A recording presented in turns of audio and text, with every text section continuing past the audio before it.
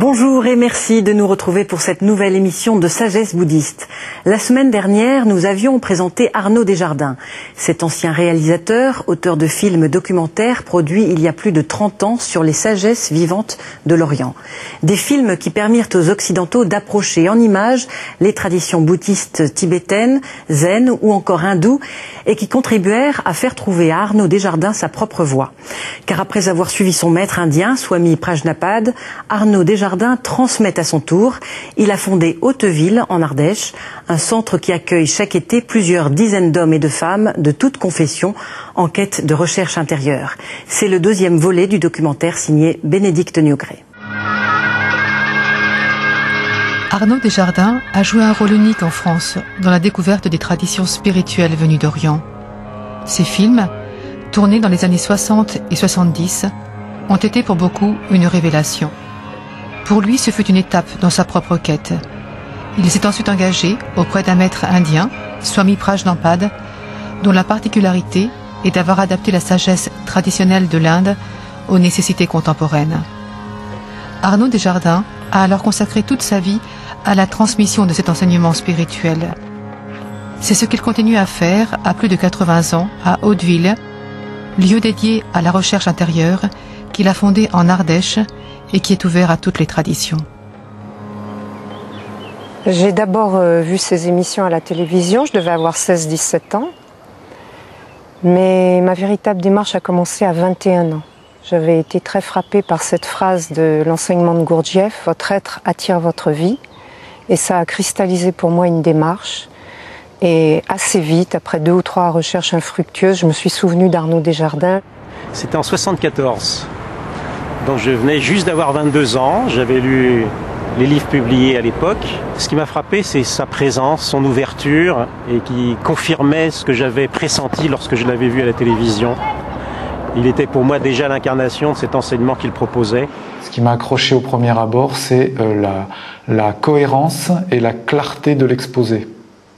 Le fait que ce soit un occidental aussi, qui mettait un enseignement spirituel à notre portée. Comment et sous quelle forme transmettre à l'Occident contemporain ces traditions millénaires venues d'Orient? Comment les faire dialoguer avec nos propres racines religieuses?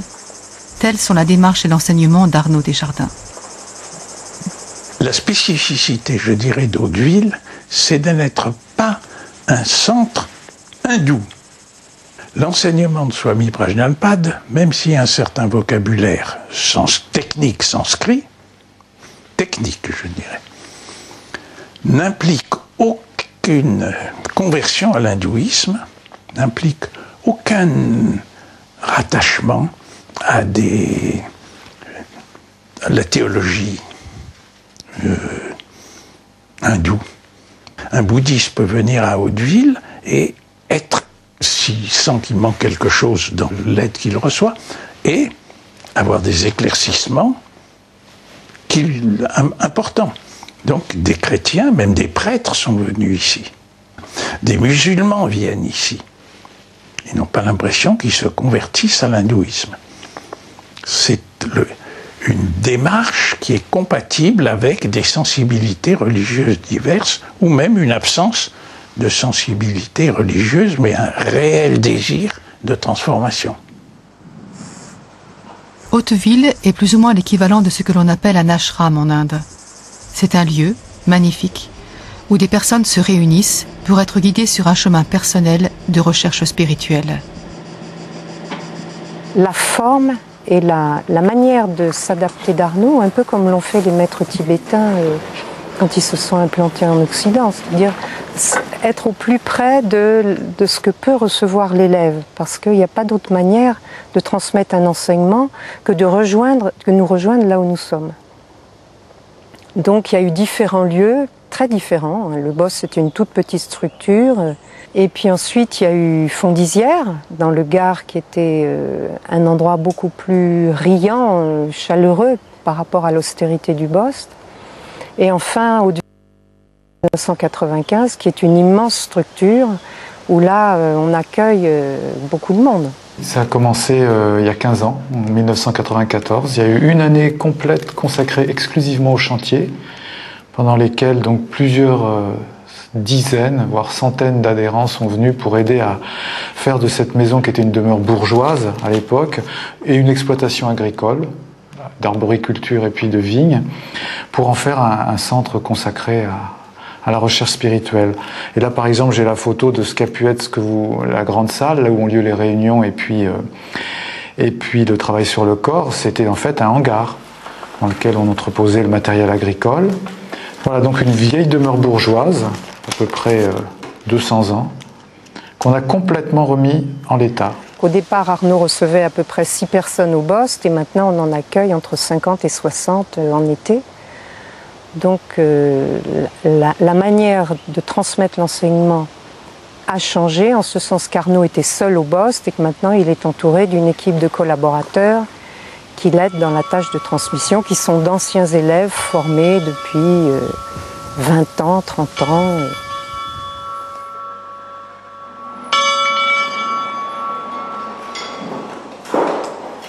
L'emploi du temps est très régulier à Hauteville. Il vise à une intégration de l'enseignement au niveau physique, psychique et spirituel. C'est une vérité fondamentale de la présence à soi-même, de la veille, de la pleine conscience. C'est le dénominateur commun sur toutes les voies. Les soufis insistent sur le mot souvenir, dhikr. La parole fondamentale, c'est Dieu s'exprimant dans le Coran, si vous vous souvenez de moi, je me souviens de vous.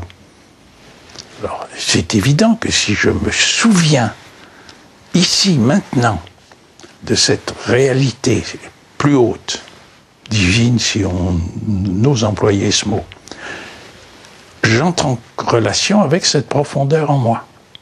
La forme que donnait le maître d'Arnaud, Swami Prajnanpad, était déjà quelque peu différente d'un enseignement traditionnel indien. Il n'y avait pas de pujaï, comme de cérémonie, il n'y avait pas de don d'un mantra, d'une parole qu'on se répète.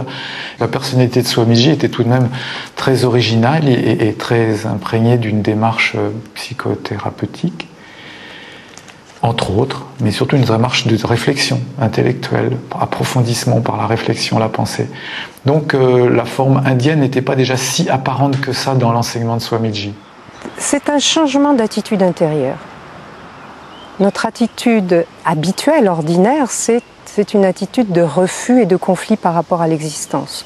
Si nous voulons, nous, retrouver une paix, une sérénité, enfin en tout cas vivre, assumer la vie telle qu'elle est, rejoindre le réel, et non pas rêver que le réel s'adapte à nous, ce qui est purement un rêve, eh bien, il y a un changement d'attitude intérieure, une véritable révolution, mais qui est tellement à l'encontre de notre fonctionnement habituel que c'est quelque chose qu'on ne peut pas faire du jour au lendemain.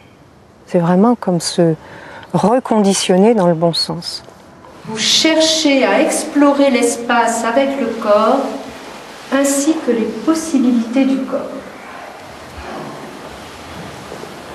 sans retenue, et à ressentir.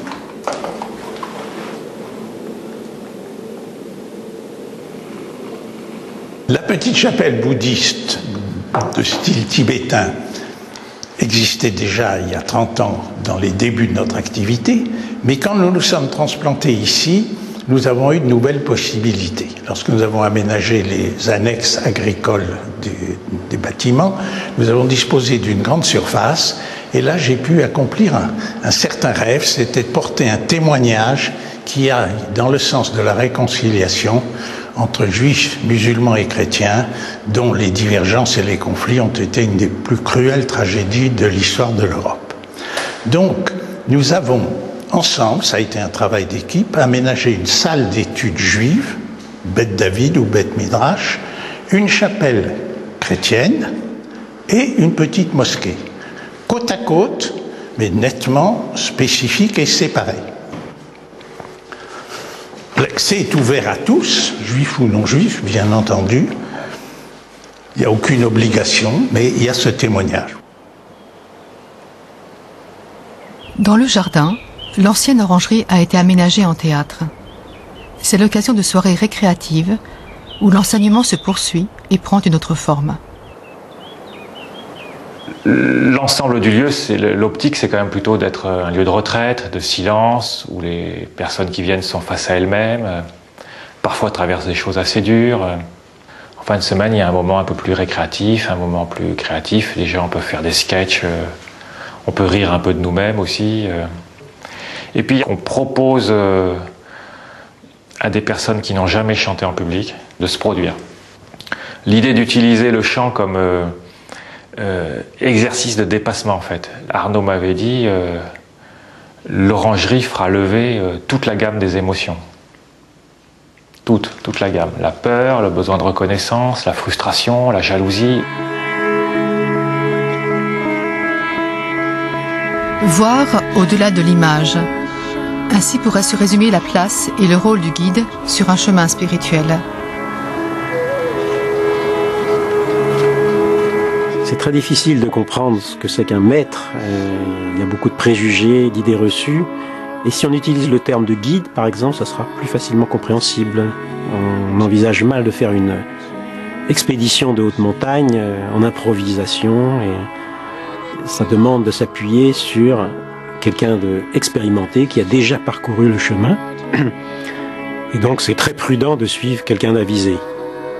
Et en même temps, c'est une relation très particulière parce qu'elle va nous mener non pas vers une dépendance de plus en plus grande à l'égard d'un être que l'on admire, mais au contraire à nous permettre d'être de plus en plus indépendants, de plus en plus autonomes, mais ça se passe néanmoins au cœur d'une relation spécifique.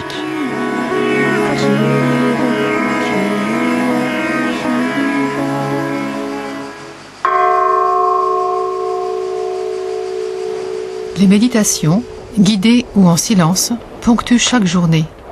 C'est un temps de recentrage qui dépasse toute appartenance. Toute la littérature spirituelle parle d'être libre du passé.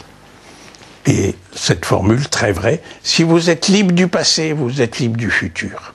Les inquiétudes pour le futur, les espoirs en tout genre pour le futur sont la projection de nos expériences passées, de nos peurs anciennes, de nos frustrations anciennes, de nos déceptions, donc de nos espoirs. Mais le passé, ça n'est pas une vague entité métaphysique, c'est notre passé précis à chacun. Ce qu'a été mon papa, ma maman, mon grand frère, ma petite sœur.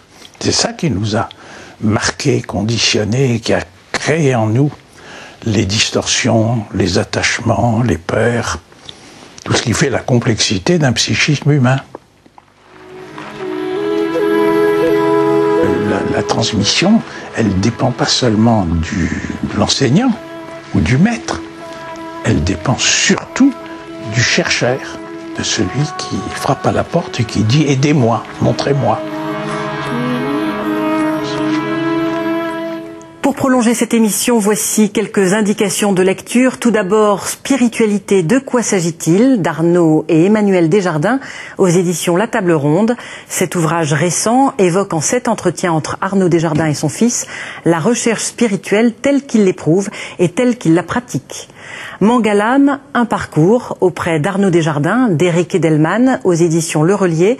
Enfin, Porte donnant sur la voie de Véronique Desjardins aux éditions Le Relier. Vous pouvez aussi retrouver en DVD Le Message des Tibétains, 2 films documentaires d'Arnaud Desjardins chez Alizé Diffusion. Et enfin, vient de paraître Récit d'un itinéraire spirituel, un entretien filmé d'Arnaud Desjardins avec son fils, diffusé par l'association Les Amis d'Hauteville. C'est la fin de cette émission. Merci de l'avoir suivie. Vous pouvez la revoir en ligne sur france2.fr, rubrique tous les programmes, puis les chemins de la foi. Très heureux dimanche, à la semaine prochaine.